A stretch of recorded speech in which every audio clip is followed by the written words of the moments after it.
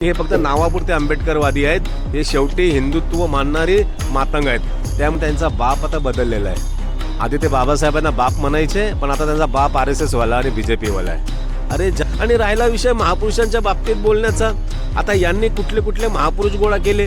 आता यांचा कोण तो तालीम शिकवणारा महापुरुष म्हणतात आणि कुठं ते पुस्तक लिहिणारा एक महापुरुष म्हणतात. आता ह्या दोन बाबांनी सामाजिक लढ्यासाठी यांचं योगदान काय, सामाजिक लढ्यामध्ये काय काम केलेलं आहे, त्यांनी असं कुठलं जाती अंताच्या लढाईचं काम केलं किंवा कुठलं असं पुस्तक लिहिलं की जो मनुवादाच्या विरोधात असेल, कुठली अशी लेखणी धारदार होती की जातीयतेच्या विरोधामध्ये होती. आंदोलन होत आहे ते काय मातंग समाजाचे आंदोलनं नाही, ते RSS BJPचे आंदोलन आहे.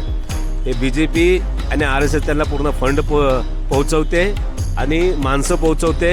नाहीतर यांच्या यांनी जेव्हा एक लॉंग मार्च काढलेला तर 4 माणसं घेऊन गेलेलं, ते कोणतं काळं काय त्याचं ना विष्णू हां, ते गेलेले लॉंग मार्च घेऊन तर 4 जण घेऊन गेलेले. आणि आता पण तो एक आपला मला वाटतं अमित गोरखे जो BJPचा आहे, हे लोक मिळून यांचं काय BJPच्या पैशावर मोर्चे आणखी मोठे काढू शकतात. सरकार जिसके साथ में, जे सरकारला आपला बाप म्हणतील त्यांना काय.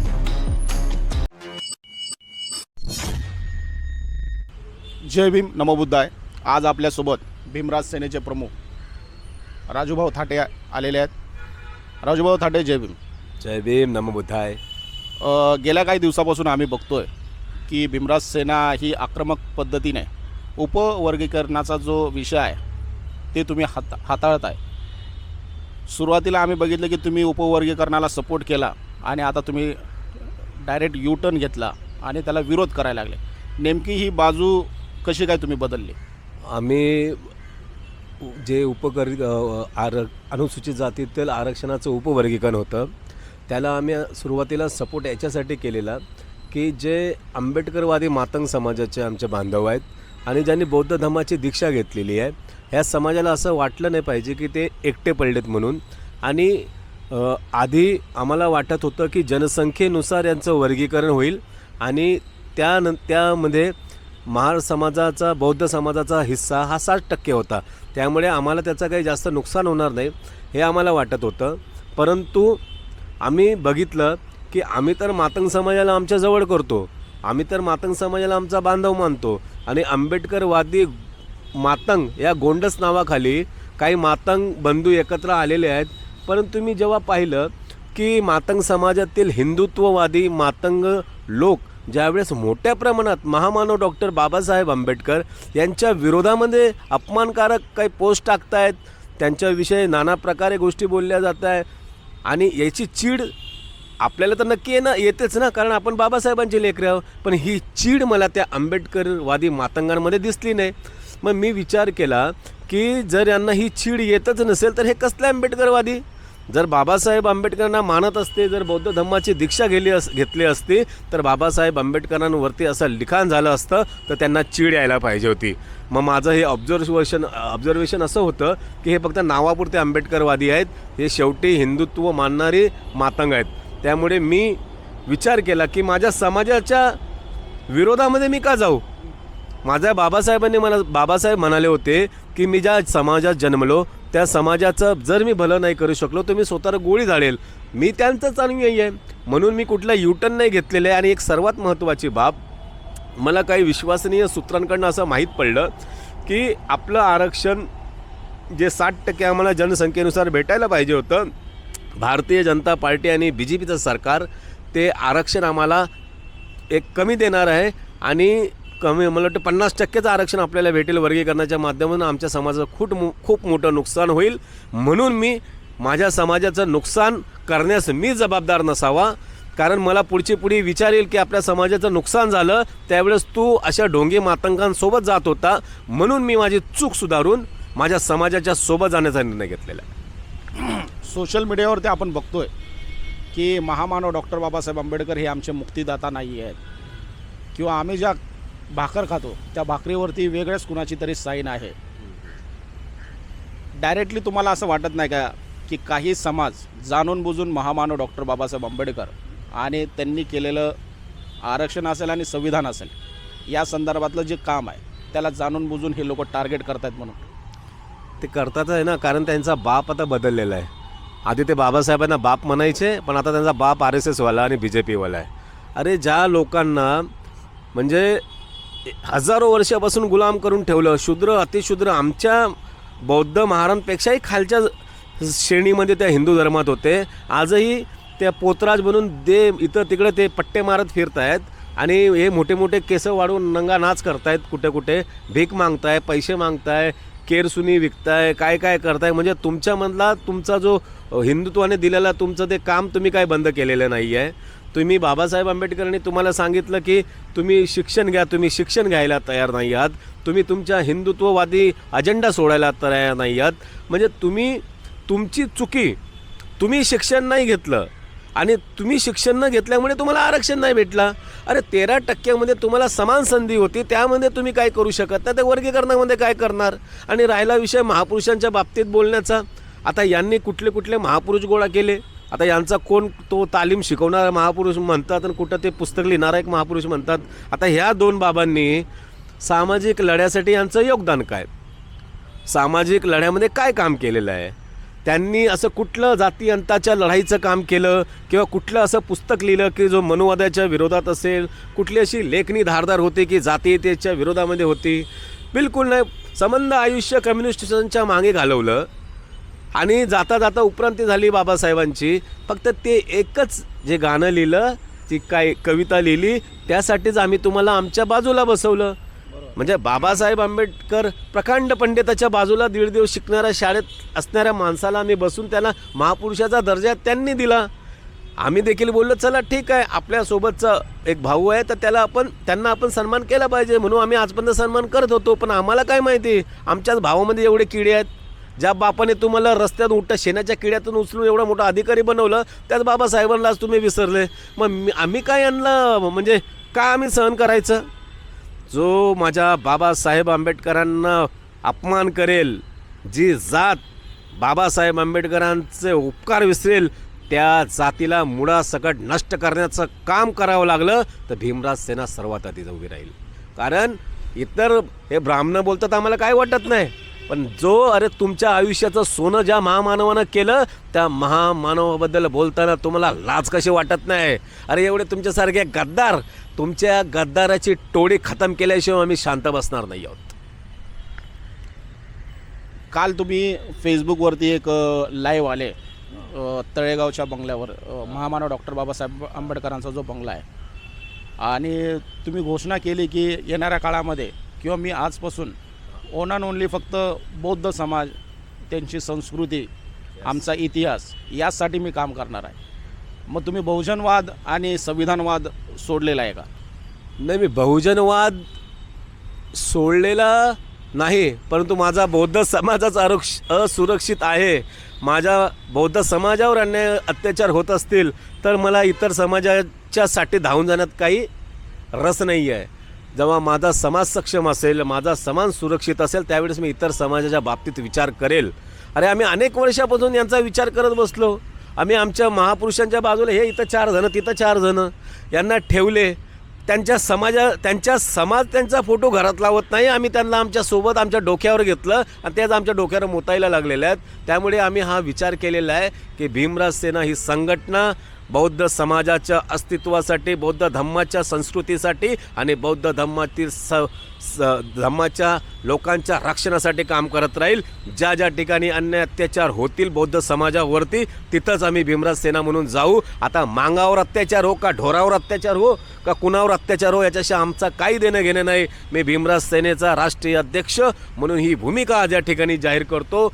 भीमराज सेनेमध्ये ज्यांना काम करायचं असेल त्यांनी फक्त डॉक्टर बाबासाहेब आंबेडकरांना आपला बाप मानायचा आणि डॉक्टर बाबासाहेब आंबेडकर हे सगळ्या महापुरुषांचे बाप आहेत हे देखील ज्यांना मान्य असेल असाच माणूस भीमराज सेनेमध्ये काम करेल. आणि भीमराज सेनेचा एकच झेंडा असेल, ते पिवळे भगवे भेगवे आमचे झेंडे ना, एकच झेंडा आणि एकच नारा असेल, जय भीम, जय भारत, जय संविधान. याच्याशिवाय कुठला म्हणजे समजलं असाल तुम्ही की कुणाचा नारा भीमराज सेनेत चालणार नाही.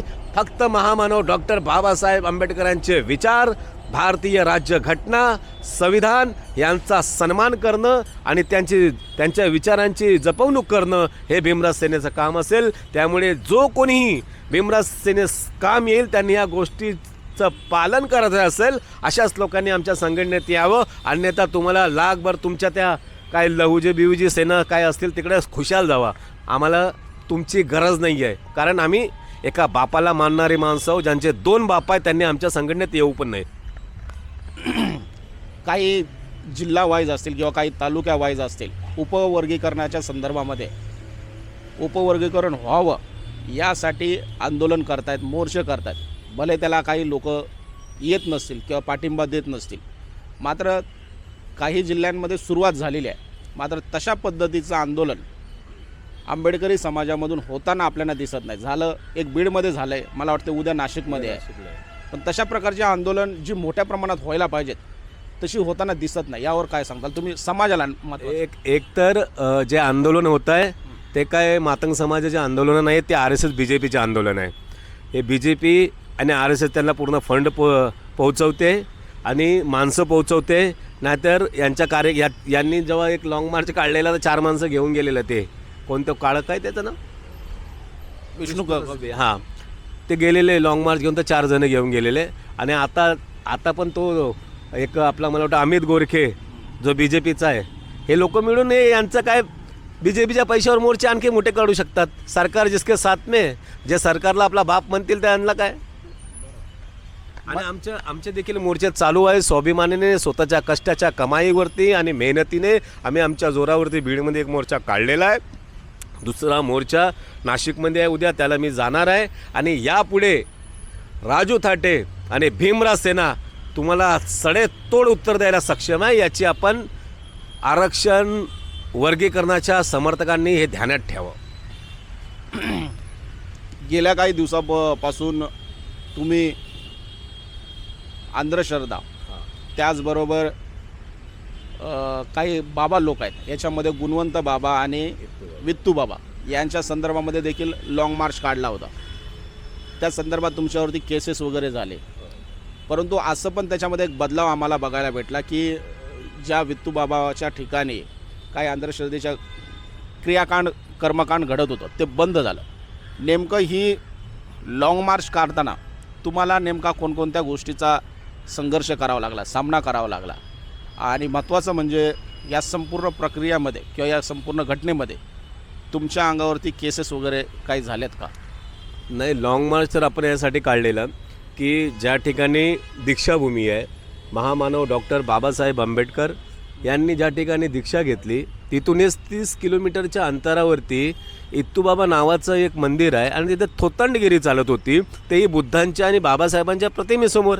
मग आम्ही विचार केला की आमचा विज्ञानवाणी धम्म आहे आणि इथं जाणारे लोक हे 90% बुद्धिस्ट आणि पूर्वीचे महार आहे. मग त्यांचं प्रबोधन करण्यासाठी आम्ही महाड क्रांतीभूमी ते दीक्षाभूमी असा लाँग मार्च काढला. लाँग मार्च काढत असताना अनेक त्रास झाला, अनेक ठिकाणी म्हणजे प्रेम भेटलं, काही ठिकाणी टीका टिप्पणी झाली, परंतु आम्ही शेवटपर्यंत तो लाँग मार्च नेला. परंतु त्या लाँग मार्चचा एक फायदा असा झाला की इत्तूबाबा मंदिर समिती जी होती तिने एक सामंजस्य भूमिका घेतली. त्यांनी बाबासाहेब आंबेडकरांचे फोटो त्या इत्तूबाबा मंदिरातून काढून टाकले. त्यांनी बाहेर असा बोर्ड लावला, या ठिकाणी कुठलीही अंधश्रद्धा होणार नाही, या ठिकाणी नवस मागल्या जाणार नाही, इथं अंगात येणं या बरा होत नाही, अशा प्रकारे त्यांनी त्यांची प्रक्रिया चालू केली. त्यानंतर त्यांनी आतमध्ये एक बुद्धाची मूर्ती आहे, त्याच्यावर आमचं दोघांचं बोलणं झालं आणि ते बोलणं झाल्यानंतर त्यांनी देखील मान्य केलं की आम्ही ती मूर्ती काढू, परंतु आपल्या धार्मिक संघटना ज्या आहेत त्यांचं एखादं पत्र आम्हाला भेटलं तर आम्ही ते नक्की करू. मी आपल्या माध्यमातून आदरणीय भीमराव आंबेडकरजी जे भारतीय बौद्ध महासभेचे कार्याध्यक्ष आहेत त्यांना विनंती करतो की आपण एक पत्र इत्तूबाबा समितीला देण्यात यावं. त्या ठिकाणी आपण असं नमूद करावं की तथागत भगवान गौतम बुद्धांच्या प्रतिमेसमोर हे सगळं करता येत नाही. त्या ठिकाणी बुद्धम शरणम गच्छामी, धम्मम शरणम गच्छामी, नंतर इत्तूबाबाची जी आरती होते ती पंचशील त्या ठिकाणी त्रिशरण पंचशील बंद करण्यात यावं असं एक पत्र आदरणीय भीमराव आंबेडकर साहेब आपण द्यावं. त्यानंतर ते कमिटीवाले हे सर्व प्रकार बंद करणार आहे. त्यामुळे एक चांगलं यश आम्हाला या आंदोलनातून लागलं. शेवटी केस झालेली आहे, त्या केसेचं आपण बाबासाहेब आंबेडकरांची लेकरं आहोत, कायद्याला मानणारी माणसं आहोत, त्या केसचं उत्तर आपण कोर्टामध्ये देऊ आणि त्याच्यातून जर मला शिक्षा झाली तरी माझ्या समाजासाठी, माझ्या बौद्ध धम्मासाठी अशा एक काय 1000 केस घ्यायला मी तयार आहे. नाही, याच्यामधून महत्त्वाचं म्हणजे तुम्ही जे लाँग मार्च काढला त्या लाँग मार्चचा नक्कीच यश आलेलं आहे. कारण की याच्या अगोदर देखील काही लोकांनी वितू बाबाच्या संदर्भामध्ये आवाज उचलला होता, मात्र तो आवाज एवढा काय पोचला नाही. मात्र तुम्ही जे आंदोलन केलं त्या आंदोलनाचं हे आपल्याला फलित मिळालं. दुसरं असं आहे की वितू बाबाच्या नंतर तुम्ही गुणवंत बाबा यांच्या मागं देखील हात धुवून लागलेत. नेमकं हे गुणवंत बाबाचं प्रकरण काय? आता हे इत्तू बाबा आणि गुणवंत बाबा हे दोघंही आकडे मास्टर आहेत. हां, म्हणजे मटका मटका. आता जर मी त्या आपला नागराज मंजुळेवर देखील केस करणार आहे की त्यांनी त्या रतन खत्रीच्या जीवनावर पिक्चर काढण्यापेक्षा खरा मटका किंग हे आमचे दोघं गुणवंत बाबा आणि इत्तू बाबा आहे. ते आमच्या 2 बाबांची त्यांनी म्हणजे विटंबना केली आहे, त्यामुळे त्यांच्यावर आम्ही गुन्हे दाखल करण्यासाठी एक प्रयत्न करू. आता गुणवंत बाबा जो विशेषतः अमरावतीच्या लाखनवाडाचा आहे, तो देखील गांजाडी आहे, तो मटका सांगतो, थोतांडगिरी करतो. परंतु त्या ठिकाणी बुद्ध आणि बाबासाहेब असतात आणि मानणारे जाणारे लोक पण आमचे सर्टिफिकेटने महार हेच लोक आहेत. त्यामुळे ह्या अशा लोकांचं देखील प्रबोधनाचं काम आपण इत्तू बाबाच्या नंतर गुणवंत बाबाचा नंबर लागणार आहे आणि गुणवंत बाबा याला आम्ही याची देखील म्हणजे छाटणी करण्याचं काम करणार आहोत. कारण मोठ्या प्रमाणात आम्हाला बुलढाणा, अकोला, यवतमाळ, अमरावती या ठिकाणून लोकांचे फोन येत आहेत की दादा इत्तू बाबा तर आता कमी झाला, आता हा गुणवंत बाबा आहे, तुम्ही त्याच्या मागे लागा. तर मी आता नेक्स्ट बारी इत्तू बाबाची असेल, आपल्या गुणवंत बाबाची असेल. खूप खूप धन्यवाद. जय भीम, नमो बुद्धाय.